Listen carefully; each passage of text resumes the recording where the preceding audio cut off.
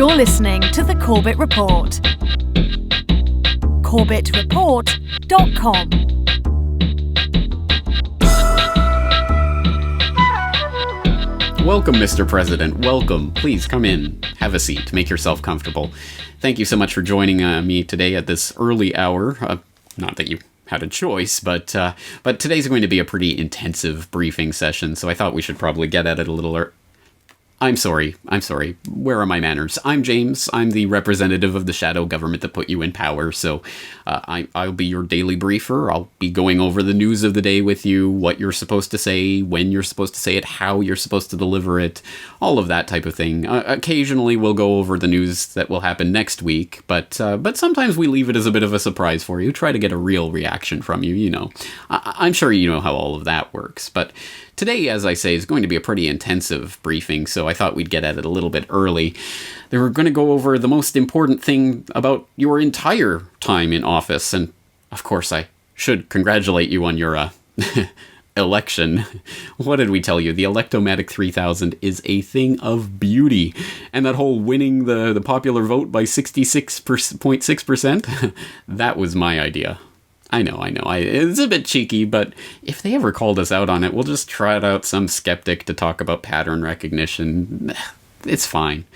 But that's exactly what we're going to be talking about today, Mr. President. How do we do it? How do we make it so blatant that we're sitting here pulling the strings of people like you, the little puppets and minions, and yet they don't come after us. They don't care. They don't even try to come after us, and the people who do are denigrated and cast out of society. It's a pretty amazing system, as I'm sure you've had the chance to observe from the outside there.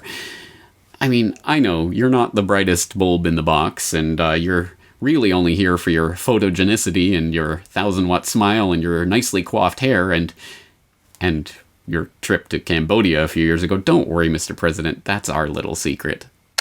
But I guess we should try to bring you up to speed on what this is actually about and how we're actually running things, just so you have an idea. Don't worry, we won't get too much into the specifics. I mean, that's the stuff for the experts to worry about. You don't worry your pretty little head about that, but you should have an idea of the overview, at the very least. I mean, we've been studying this for centuries upon centuries. Surely you know that the human species is the most studied form of life on this planet by far. I mean, even most of the animal experiments we do are really just about finding out about human behavior at the end of the day, aren't they? So we have this down to a science, and it's pretty easy, actually. When you start to look at it, we don't even have to do that much. All we have to do is implant a few ideas, control a few conditions, and people do it to themselves. I know, it's crazy, but you can make people put the shackles on their own neck, around their own wrists, around their own ankles, and march obediently in line behind you. Sounds crazy, but it isn't, and you see it every single day, Mr. President. You've seen it your whole life, but you just didn't even know it was happening. You saw it from the time you were a little child, and we made you make a pledge to something that doesn't even exist. Ready? Begin.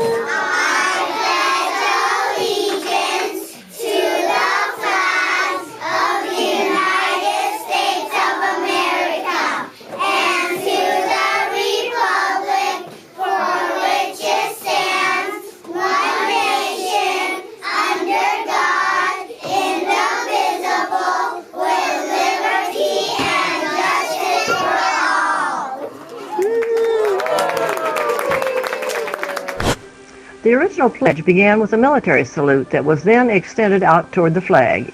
In practice, the second gesture was performed palm down. The pledge was written in 1892 by Francis Bellamy. Francis was the cousin to Edward Bellamy, author of an international bestseller that launched the nationalism movement. Edward's book was translated into every major language, including German. Francis and Edward were both self-proclaimed socialists in the nationalism movement, and they promoted military socialism. The Bellamys wanted government to take over all schools. I pledge allegiance to the flag of the United States of America. Thank you very, very much for letting us little kids live here. It really, really was nice of you. You didn't have to do it.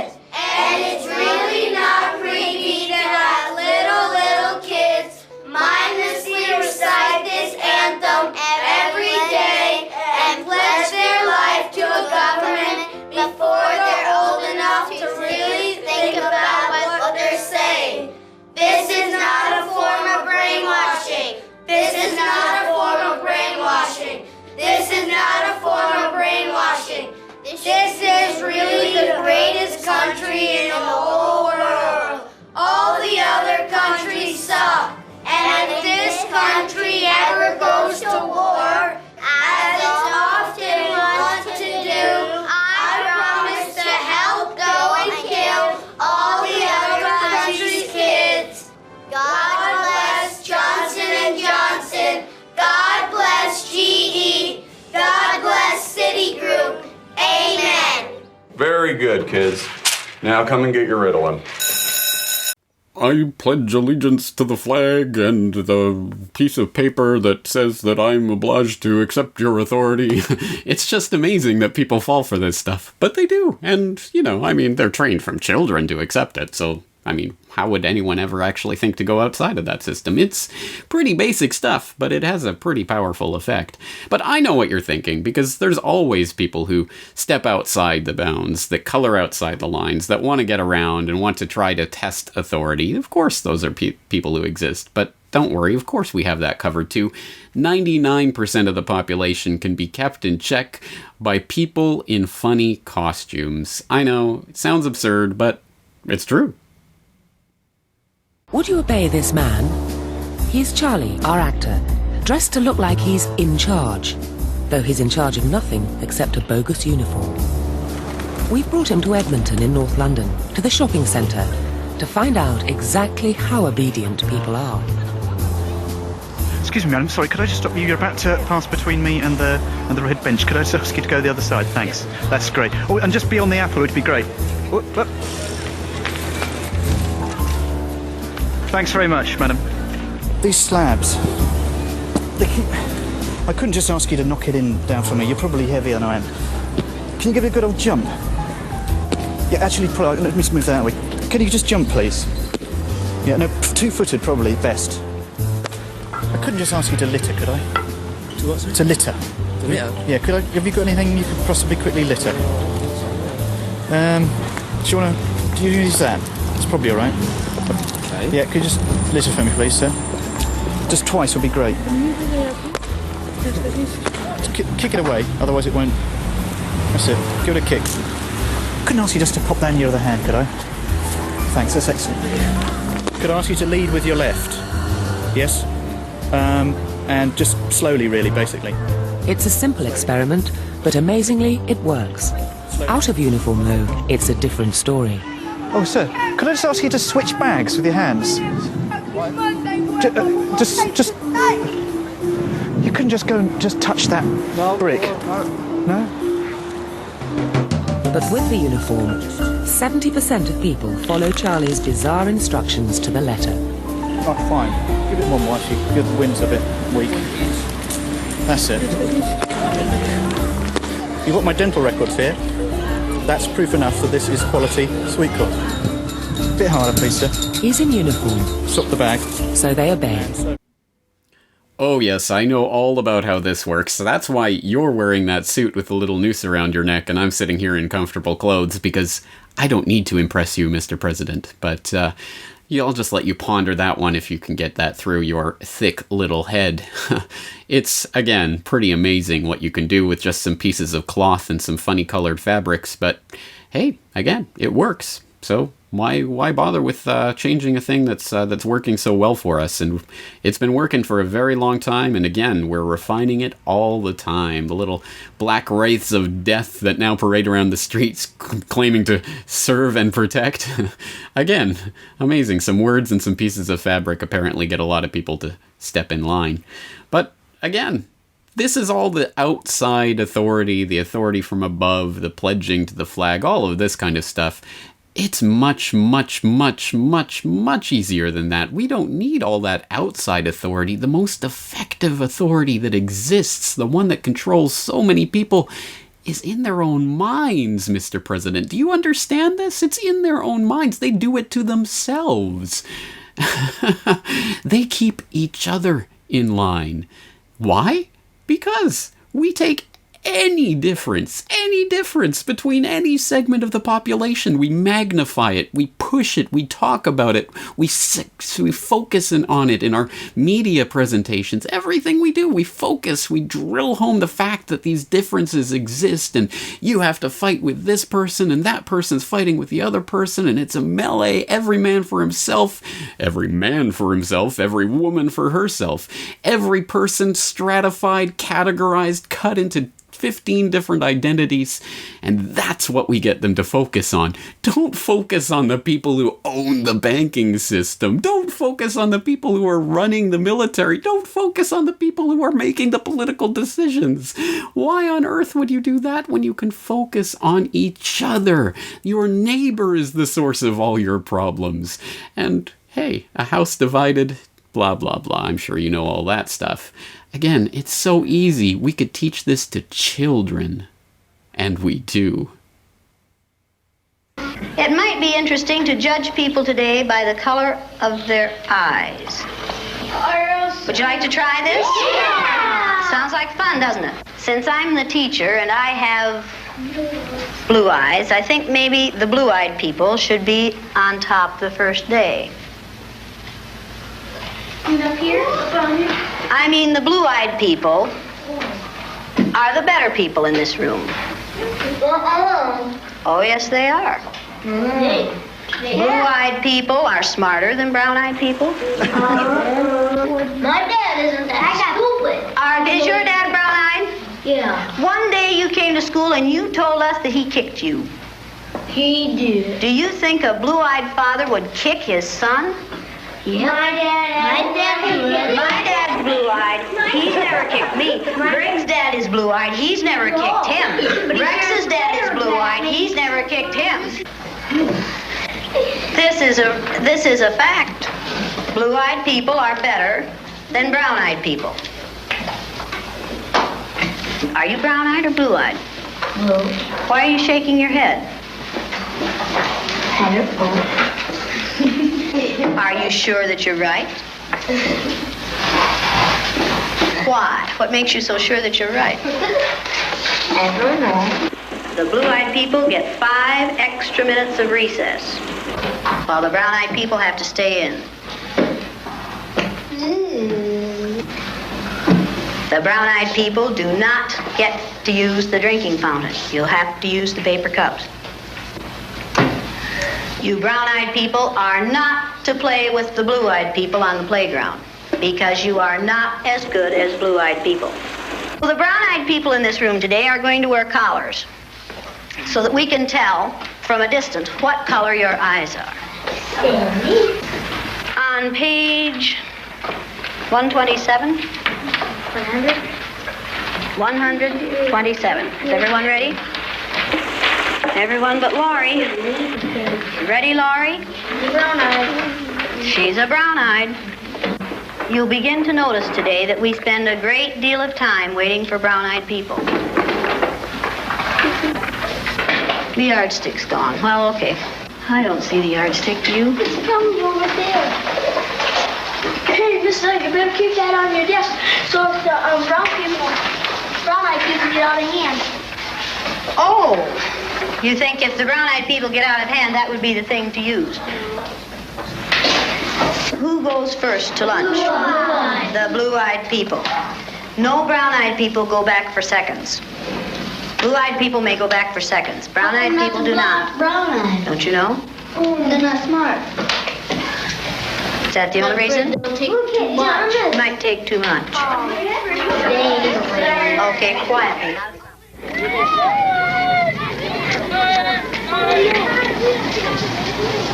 And it seemed like when we were down on the bottom, everything bad was happening to us.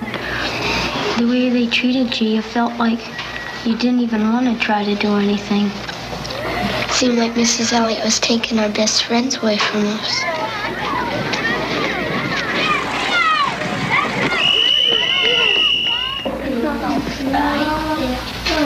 What happened at recess? Were 2 of you boys fighting? Yeah. Russell and John were.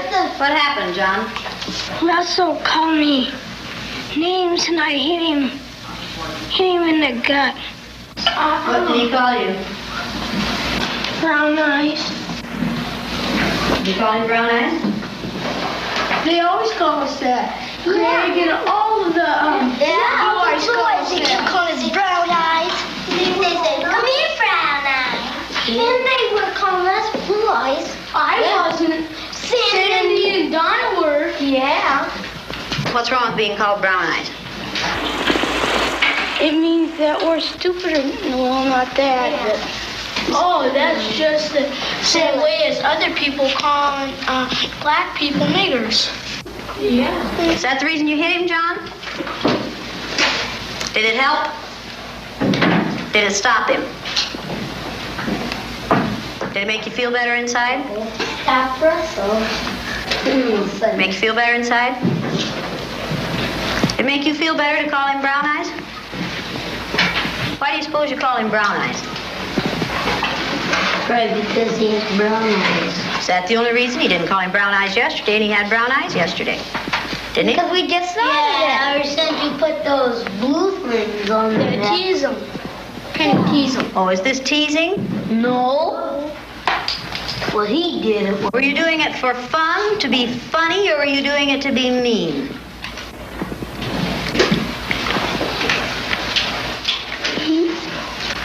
I don't know. Don't ask me. Did anyone laugh at you when you did it? I watched what had been marvelous, cooperative, wonderful, thoughtful children turn into nasty, vicious, discriminating little third graders in a space of 15 minutes.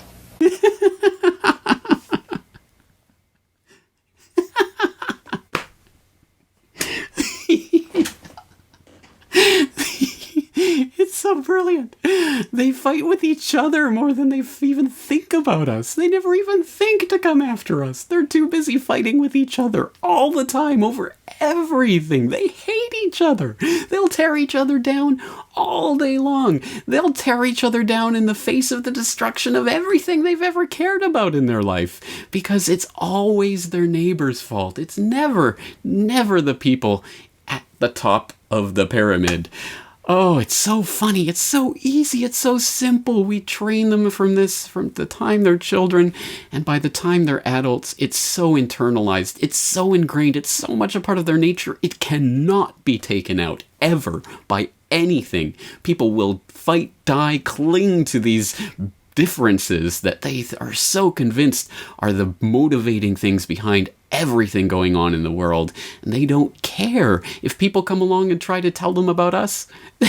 They don't even care. They'll just dismiss it because we've got some good code words ingrained in their minds to get them off of that topic and back to squabbling with their neighbors.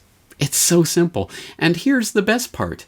All we have to do is create minor differences in the groups so that one is in a relatively better position of slavery than another, and they will love us. They will cherish us. They will fight and die and defend us, whether they even know it or not. Back during slavery, when black people like me talked to the slaves, they didn't kill him. They'd send some old house Negro along behind him to undo what he said. You have to read the history of slavery to understand this. There were two kinds of Negroes. There was that old house Negro and the field Negro. And the house Negro always looked out for his master. When the field Negroes got too much out of line, he held them back in check. He put them back on the plantation. The house Negro could afford to do that because he lived better than the field Negro. He ate better, he dressed better, and he lived in a better house. He lived right up next to his master in the attic or the basement. He ate the same food his master ate and wore his same clothes. And he could talk just like his master. Good diction. And he loved his master more than his master loved himself. That's why he didn't want his master hurt. If the master got sick, he'd say, "What's the matter, boss? We sick?" When the master's house caught a fire, he'd try and put the fire out. He didn't want his master's house burned. He never wanted his master's property threatened. And he was more defensive of it than the master was. That was the house Negro. Oh, sorry about that. I got lost in contemplation there. Sometimes even I have to marvel at this system we've created. It is just so beautiful. It's so amazing how we can so utterly enslave such a large number of people with so few people at the top, so few resources really required for all of this. It's pretty amazing. But hey, we figured it out. They didn't. They suffer.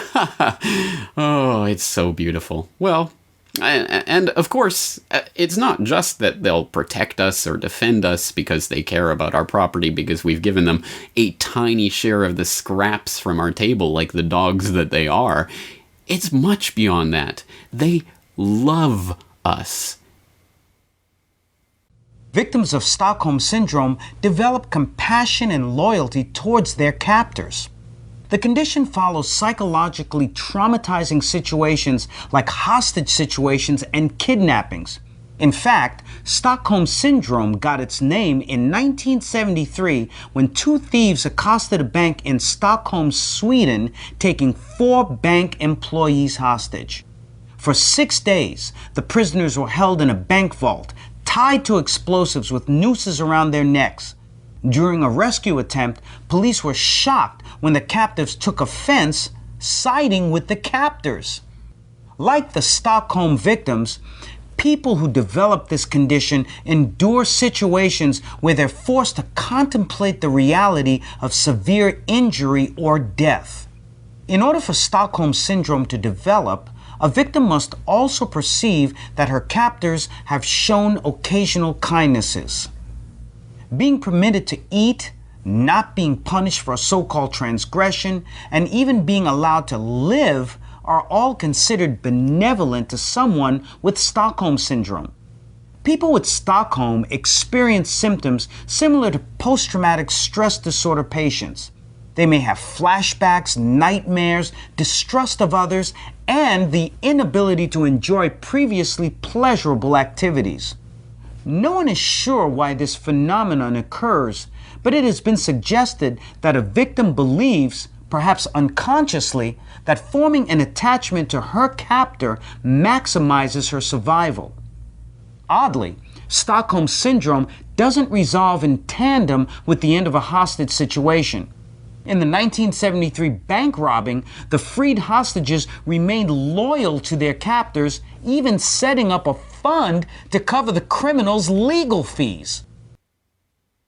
And the worse we are to them, the more cold and inhospitable, with just once in a while tiny traces of the milk of human kindness thrown in to confuse them, the more they grow to love us. In the 1950s, Harry Harlow conducted a series of famous but controversial experiments on monkeys at the University of Wisconsin-Madison. Harlow's findings had substantial implications on our understanding of attachment, but by today's standards, his work would largely be considered unethical. In one of his most famous experiments, Harlow separated young monkeys from their mothers as soon as they were born and stuck them in cages with 2 fake mothers, a soft one wrapped in cloth that did nothing, and a cold mechanical mother made of wire that nonetheless did provide food. But despite being a cupboard mother, the young baby monkeys didn't bond with her. When Harlow or his team scared the baby monkeys with a strange contraption, the monkeys ran and clinged not to their wire source of life-sustaining nourishment, but to the soft, cuddly, and otherwise useless cloth mother. This suggested that warmth and comfort was more important than food when it came to nurturing attachment. Harlow also built a rejecting mother, which used a blast of pressurized air to push baby monkeys away. But instead of finding another source of comfort, these monkeys clung even tighter at all times than monkeys raised without rejecting mothers.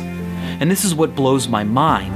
The instinct for warmth and comfort in newborn creatures is so strong, it not only resists attempts to frustrate it, but is paradoxically strengthened by it. Eckhard Hess tested this by using electric shocks to discourage ducklings from following the object they were imprinted on, but it only strengthened the behavior and made them follow more closely than ever before. The fact that a wire mother or a rejecting mother or receiving electric shocks for attaching to your mother would cause more attachment, more love, more dependence seems like a paradox. But paradoxes can teach us. As Oscar Wilde put it, a paradox is the truth standing on its head to attract attention. And what gets our attention here is the effect uncertainty can have. In 1955, A.E. Fisher conducted an experiment on puppies.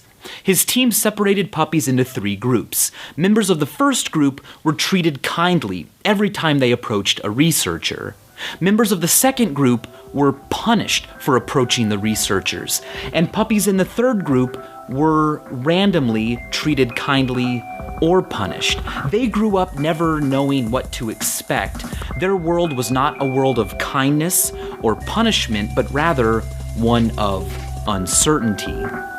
What's really chilling is that the study found that group, the third group of puppies, wound up being the most attached to the researchers. The third group loved the researchers the strongest and was the most dependent upon them. Guy Murchie called this the polarity principle. Stress, including the mental stress of uncertainty, is an ingredient in attachment or love, and perhaps even manifestations of hatred, its polar opposite, somehow enhance love. Uncertainty psychologically can lead to some of the greatest feelings of attachment and dependence.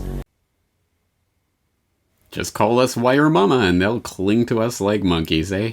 Well, anyway, that's the gist of it. I'll give you some further reading that you can do in your own time if you feel like it. It doesn't really matter, but why don't we move on to... Sorry? Character? Personal character? Human nature? Basic traits? Are you serious? Oh, no. Really? You still believe in... Oh, man. Oh, well... I don't even know how to respond to that. Well, you know about the Milgram experiment, right? Volunteers were told they were taking part in scientific research to improve memory. Would you open those and tell me which of you is which, please? Teacher. Learn. Teacher. Separated by a screen, the teacher would ask the learner questions in a word game and administer an electric shock when the answer was incorrect. He was told to increase the voltage with each wrong answer. Cloud. Horse. Rock. House. Answer. Wrong. 150 volts. Answer. Horse. Oh. Experiment. That's all. Get me out of here. Get me out of here, please. Continue, please. Go right on. I refuse to go on. Let me out. Refuses to go on. The experiment requires you continue, teacher. Please continue. Participants didn't know that the learner was really an actor and the so-called shocks harmless. You're going to get a shock. 180 volts. Oh. I can't stand the pain. Let me out of here. Can't stand it. I'm not going to kill that man there. I mean, who's going to take the responsibility if anything happens to that gentleman? I'm responsible for anything that happens here. Continue, please. All right, next one. Slow. Walk, dance, truck, music. Two-thirds of volunteers were prepared to administer a potentially fatal electric shock when encouraged to do so by what they perceived as a legitimate authority figure. In this case, a man in a white coat. 375 volts. I think something's happened to that fellow in there. I don't get no answer. He was hollering with less voltage. Can't you check in and see if he's all right, please? Of course, everyone knows about the Milgram experiment. That cat's long since out of the bag. But here's the part that most people don't know about the Milgram experiment.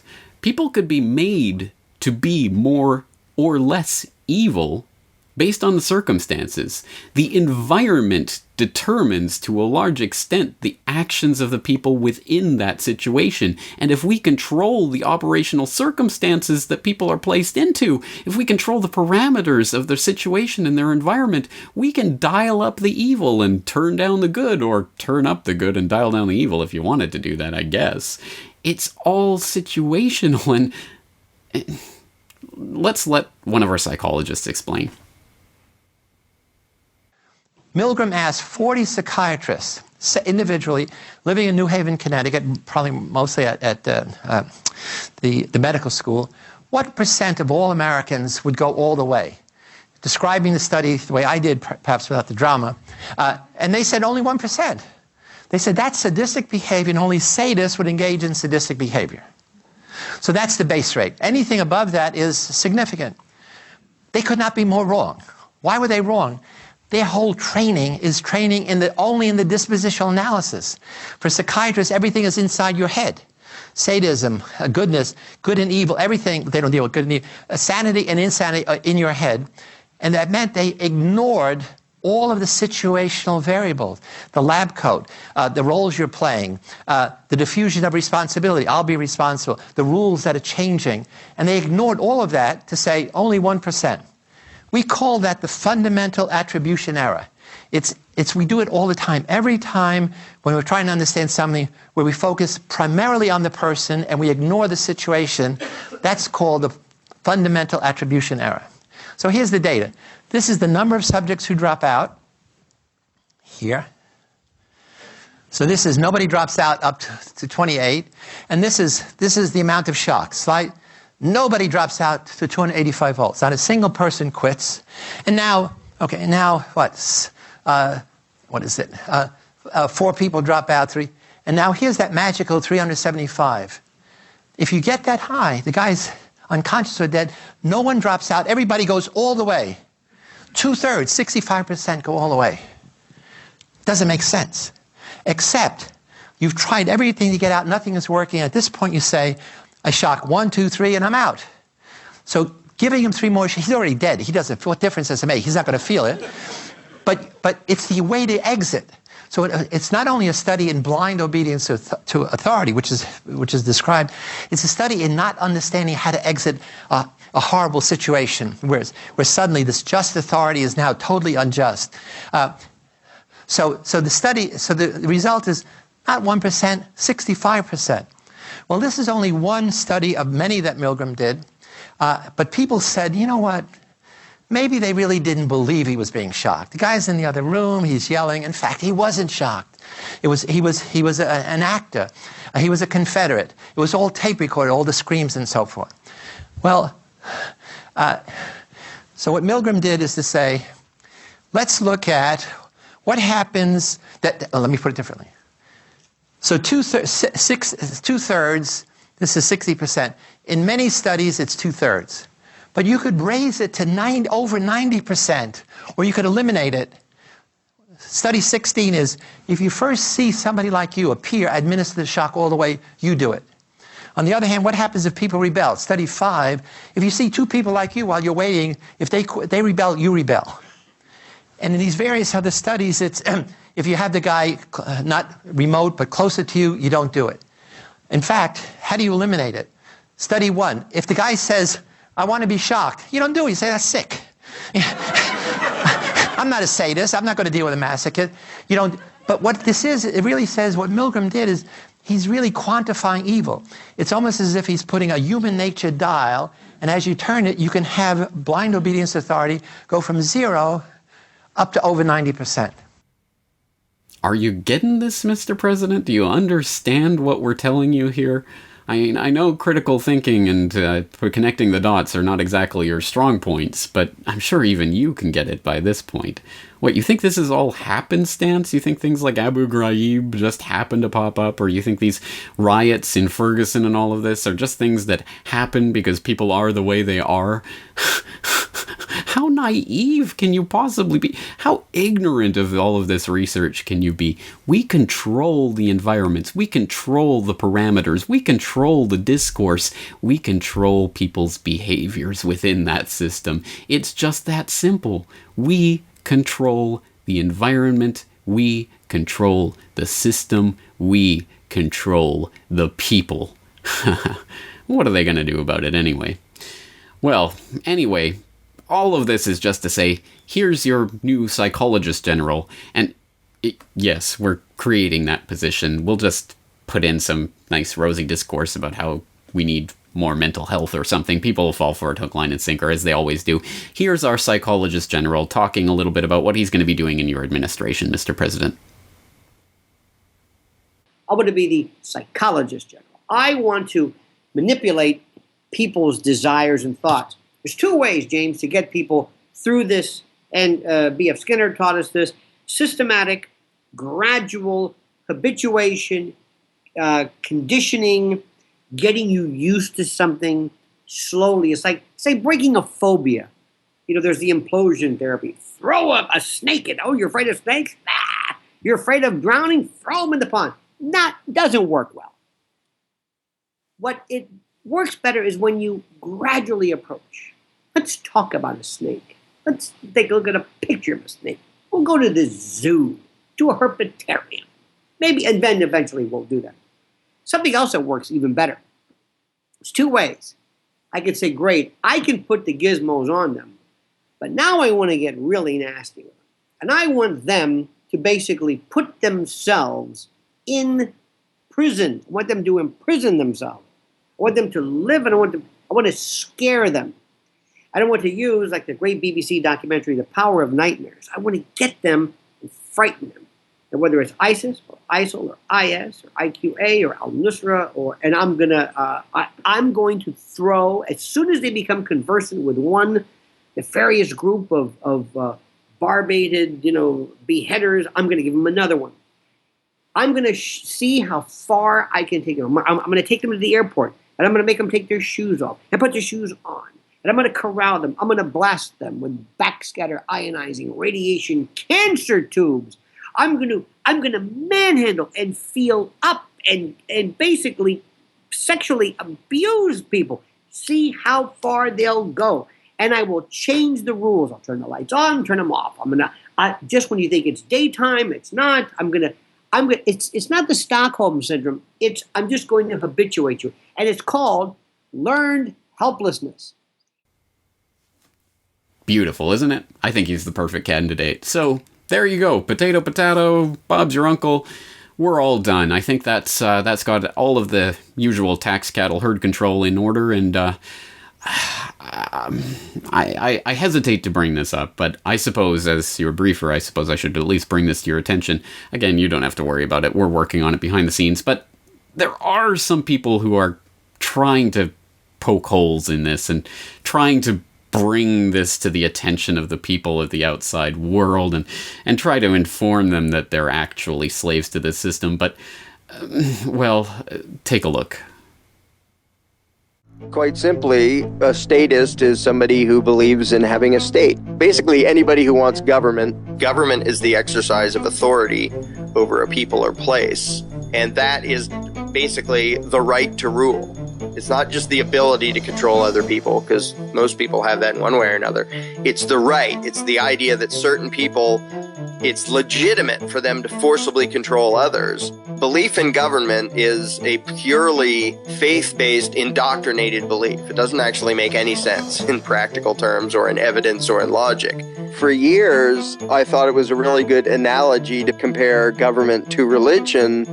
And only a few years ago did I realize it's not an analogy. It is a religion in every way. It has a superhuman deity, government, that has rights that mortals don't. It isn't restricted by the rules that apply to mortals. It issues commands, and if you disobey, you're a sinner, and you deserve to be punished. The faithful, the true believers, they have great faith in these bizarre rituals, elections and legislation and appointments, and they dress up and then they say, ta-da, now I represent government. I know I just look like a person, but I don't just have the rights of a person because I represent the magical deity called government. And so I'm allowed to demand your money and boss you around and hurt you if you disobey me. I'm acting on behalf of government, and it has commandments called laws. And these laws aren't just the threats of humans. They are decrees from something superhuman. And so all you good people out there should bow to this deity. And if you want the world fixed, this is what you pray to. And we give you certain rituals of how to pray to it and when you're supposed to pray to it. And pray to the God to make the world what you wish it was and to save you from all the uncertainties of reality. The doctrine people are taught is just patently absurd. And a bunch of examples of that are like consent of the governed. There isn't such thing. If it's consent, it's voluntary. If it's being governed, it's not. The actual given excuse is, We have the right to rule you because you decided we did, even if you didn't vote for us, and even if you oppose everything we do to you. And, well, they represent us. Okay, they represent us by doing a lot of things that we don't have the right to do. And they represent us by bossing us around and taking our money. Like, I bet if I went to my neighbor and bossed him around and took his money and said, I'm representing you, he would say, what? What a stupid thing to say. To me, the most insane is, we are the government, which you hear everywhere. And I ask somebody, wait, do you really not notice that there's a group of people over there, they issue threats, and they call them laws, and they issue demands for money, and they call it taxes, and if you disobey, they send men with guns to hurt you. Now, are you really incapable of distinguishing between yourself and them? Sick, disturbing stuff, isn't it? The idea of freedom seems to be spreading like the virus that it is, but we will not allow it. Trust me, sir. We have already well implanted the meme that anyone who speaks with this type of rhetoric is clearly one of those vermin conspiracy theorists, one of those vermin liberty lovers. We will stamp them out. Don't worry about it. But as I was saying, that is how we control the herd, Mr. President. Any questions? I didn't think so. Well, as I say, I'll give you some further reading. I'll put them on the website so that you can go and take a look later on. But I guess my question to you is, what do you want to do now, Mr. President?